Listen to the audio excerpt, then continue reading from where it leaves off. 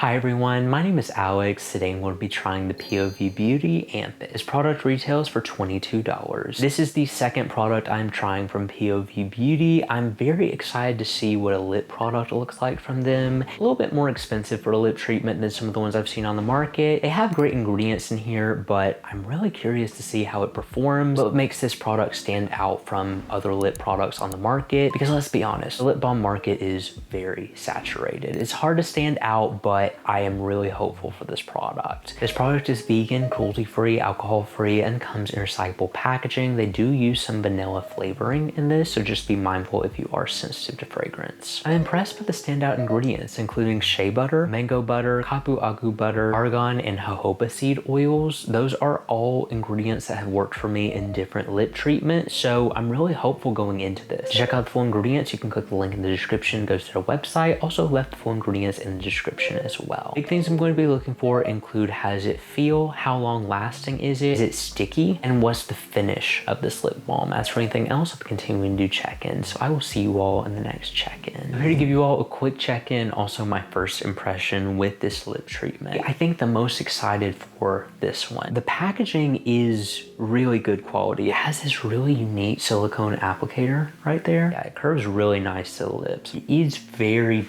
balmy, which is not sticky. It is fairly lightweight, a little bit of tackiness. I know Michaela makes makeup videos, so in my head, I kind of assumed this would be a good like lip primer for lipstick. Honestly surprised it didn't come in tins. I'm sure it will eventually. Oh, this smells really nice. That's unique. It has vanilla in it, which that's the flavor that it has, but it's almost a little fruity, which I kind of like. It's refreshing.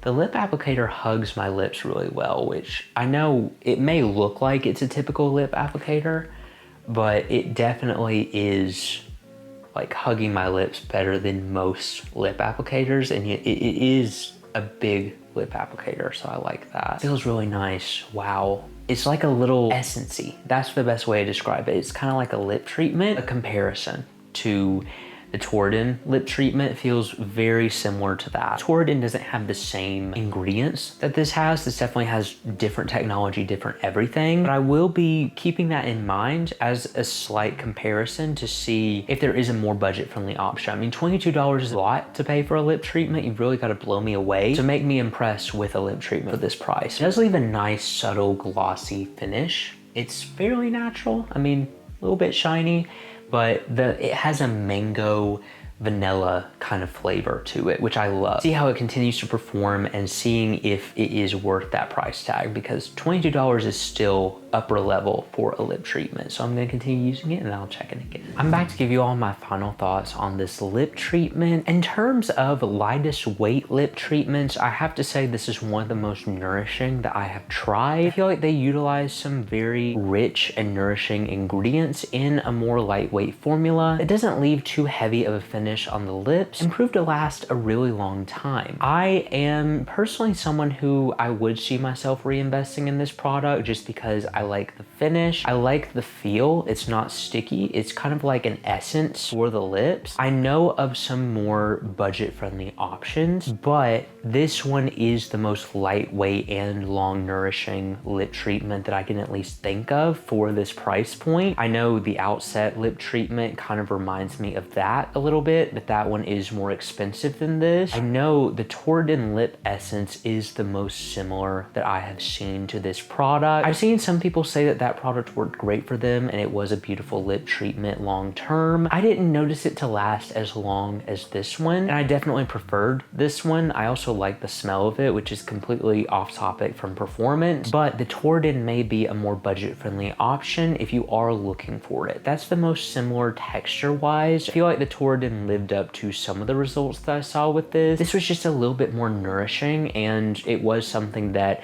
I saw more long-term benefits with. The Torridon just kind of faded rather quickly. I definitely see a point to investing in this style of product. But I really would see myself investing in it is if you also are looking for a really lightweight, practically not even there, yet nourishing lip treatment. Because my favorite lip balm is the Topical Slick Solve, which is $16 and a wonderful value for a lip lip balm, but it is a little bit more thick. It is a little bit more of a balmy texture, while this one is more essence style treatment. The topicals is definitely more thick, leaves a little bit more of a glossy finish. If that's not a deal breaker for you, if you're just wanting a really nourishing lip balm, the topicals is my go-to. It's what I would ultimately reinvest in if I'm not wanting something this lightweight, or if I just don't care as much. When I would really invest in this style of product is when you're looking for a more lightweight lip treatment and you're wanting something that's going to last long, not be sticky, and be a fairly long lasting nourishing lip treatment. I hope this kind of helps differentiate which lip product to pick for what,